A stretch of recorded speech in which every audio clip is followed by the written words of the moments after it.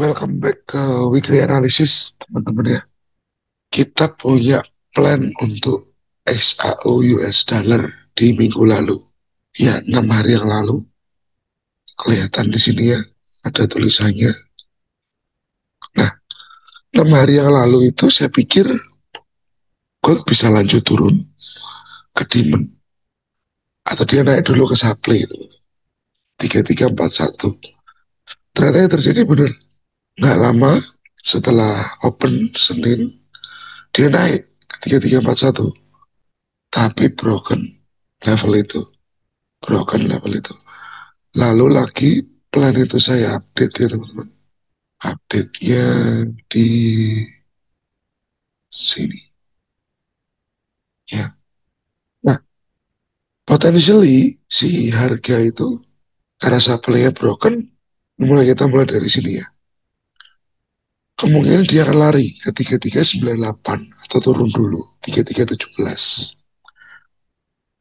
Nah, kemarin sewaktu price masuk ke area supply, saya sudah sempat notice ke grup gold masuk supply, tapi saya nggak sell dulu teman-teman. Karena apa? Eh, Area entry ke SL ini cukup lumayan. Area entry ke SL ini cukup lumayan. Jadi saya better tunggu reaksinya. Tetapi yang terjadi setelah masuk supply tertolak. Ya, higher low sebagai signal selanjutan. Bablas teman-teman. Bablas teman-teman dia ke bawah. Ya, bablas jadi ketinggalan. Dengan signal kemarin ketinggalan. Ya, ketinggalan. Nah, sekarang movement minggu ini apa nih yang kita mau lihat ya? Saya akan coba cari dari server yang lain itu. Karena ini buat arsip saya nanti. Oke, kita mulai dari weekly. Ya, weekly-nya betul, si resisten itu break. Saya tebelin ya. Support, belum. Nah, orang bilang ini inside bar. Ini break pun hanya ekor. Ekor saja. Ya. Jadi, sebenarnya secara weekly ya, mau nggak mau, gold ini sideways, teman-teman. Gold ini sideways. Nah, sekarang, dari weekly kita lihat daily ya. Secara daily teman-teman, berarti kan ini low di break lower low kan, ini low dan di sini lower low ya, dan di sini kita punya lower high. Ini saya hapus tanda-tanda weekly-nya, saya hapus. Nah, di sini supply yang ada di area tersebut ini masih menahan harga ya. Jadi selama high ini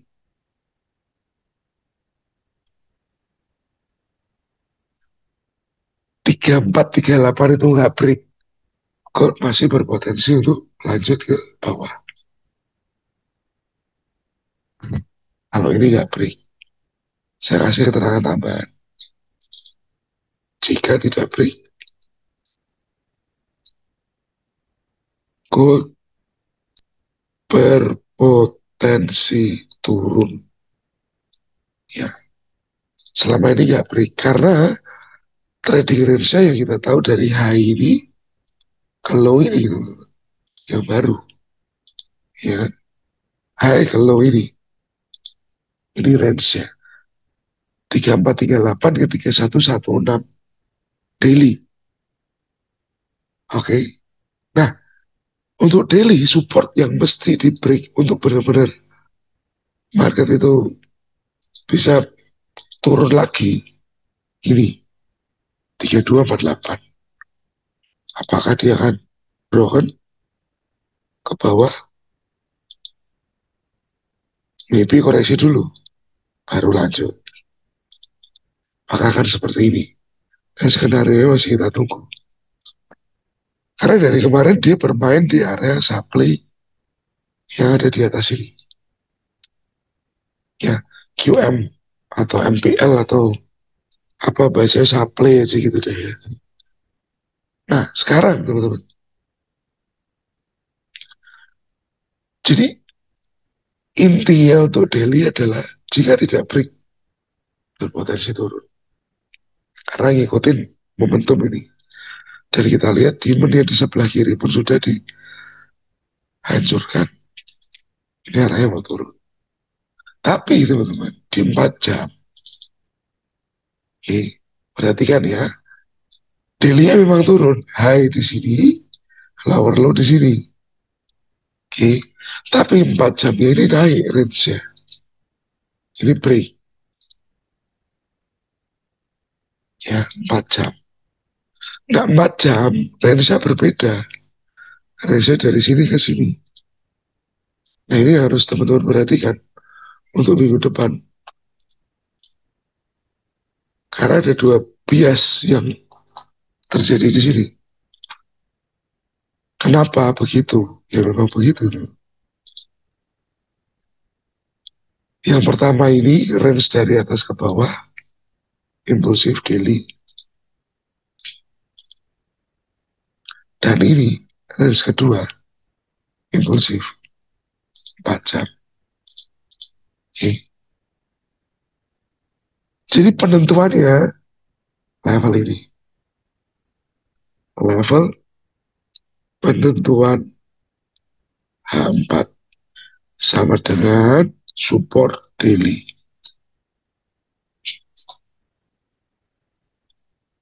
Oke. Daily-nya turun, H4-nya naik ini ceritanya teman. Jadi kalau melihat dari kondisi uh, konfirmasi turun lanjutan ini, break. Ini ya yang harus di break ya. Ini harus di break. Harus di break. Harus di break untuk kelanjutan penurunan. Tapi kembali lagi, saya pernah bilang juga ke teman-teman bahwa support-support ini nggak mesti di break. Nggak mesti, nggak selalu di break. Jadi ada dua potensi lagi. Apakah yang terjadi bisa seperti ini? Turun, ya, turun lagi. Oke, jadi penentuannya nanti di level-level ini. Bingung. Bingung kan? Mau buy atau mau sell ya? Ya market konsolidasi begini nih. Market konsolidasi begini nih. Oke, jadi kalau kita mau cari sell jangka panjang, tunggu 3248 break. Ya, harus break. Untuk apa? Sell jangka panjang. Tapi nggak menutup kemungkinan dia turun ke area ini untuk naik lagi karena ini range naik. Kalau diperhatikan ya. Lalu yang diikutin yang mana? Dua-duanya bisa diikutin. Tapi kalau ini sampai broken berarti hampatnya berubah arah. Nah terus kalau Anda mau nggak mau nunggu ini di break atas di break bawah di break kelamaan Pak, ya turunin lagi time frame ya. Turunin lagi time frame ya. Ada break ya ada ini break ya ini break. Berarti potensial apakah price akan koreksi dulu ke supply ini. Lanjutnya kemana? Demand ini.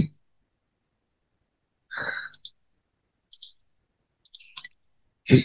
Jadi tiap time frame itu ada levelnya masing-masing teman-teman. Nggak bisa disamakan.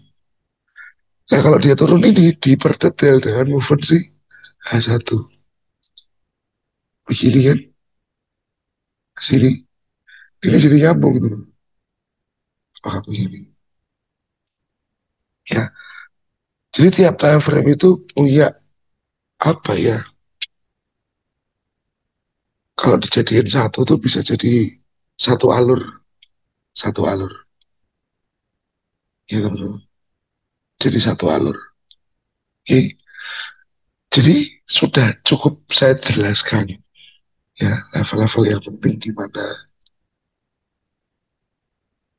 secara H4 secara daily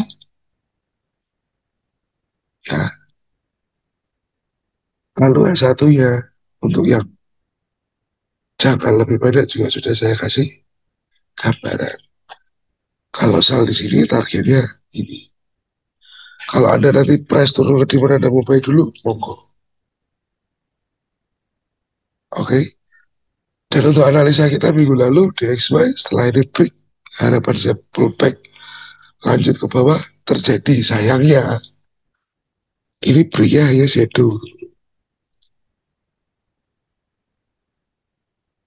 Breaknya hanya ekor. Ini bisa saja kalau ini pecah jadi change of karakter nanti. Jadi QM ya bisa saja jadi QM. Jadi untuk US Index saya masih menunggu apakah terjadi change of karakter. Kalau terjadi change of karakter ya US dollar akan turun dulu untuk lanjut naik. Ya, jadi simple saja menunggu impulsif terbentuk. Oke teman-teman, jadi sudah saya jelasin dari time frame besar ke time frame kecil. Ya untuk level-levelnya gold, lalu juga indeks US juga sudah hampir terjadi change of karakter. Jadi tinggal kita nanti nyikapinya seperti apa.